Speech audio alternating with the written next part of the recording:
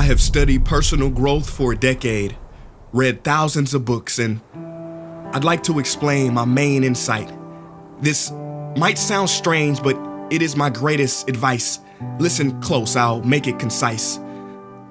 The quickest, most efficient way to change your life is to change your life.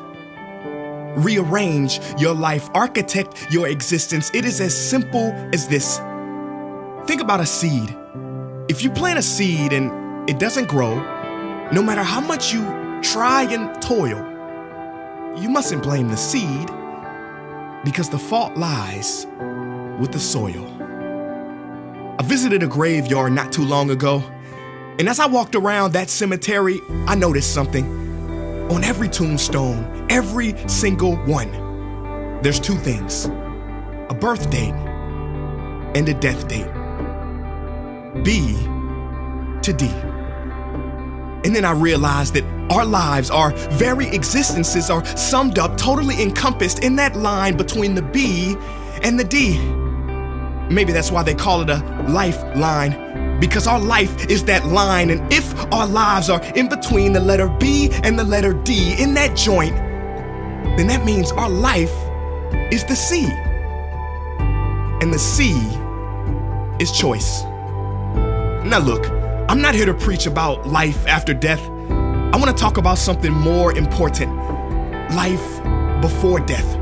Because from cradle to grave, your life is the sum total of every choice you have ever made. And according to some scientists, the average person makes 35,000 choices per day.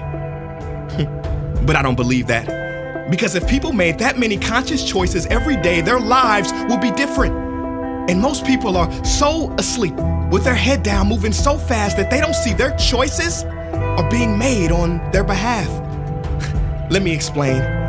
Do you know the number one predictor for how long you're gonna live? Is it A, blood pressure, B, exercise, or C, genes? It's D, none of those. New research shows the best predictor for how long you're gonna live is not your genetic code, it's your zip code. Zip code, look it up. Where you live decides how long you live, because your opportunity determines your possibilities. Your map determines where you get to. See, life is not like a box of chocolates. It's more like a restaurant, and your choices are limited to what's on the menu.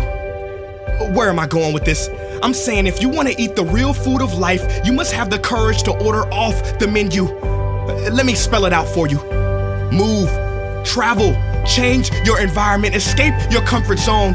Yeah, it's hard. Damn right it's hard. Sometimes you gotta cut the finger to save the arm. Sometimes you gotta cut friends out of your life, and it will be sad. But you must hang with people with a common future, not just a common past. And don't worry about your mistakes. Don't even be concerned. Cause as they say, sometimes you win and sometimes you learn.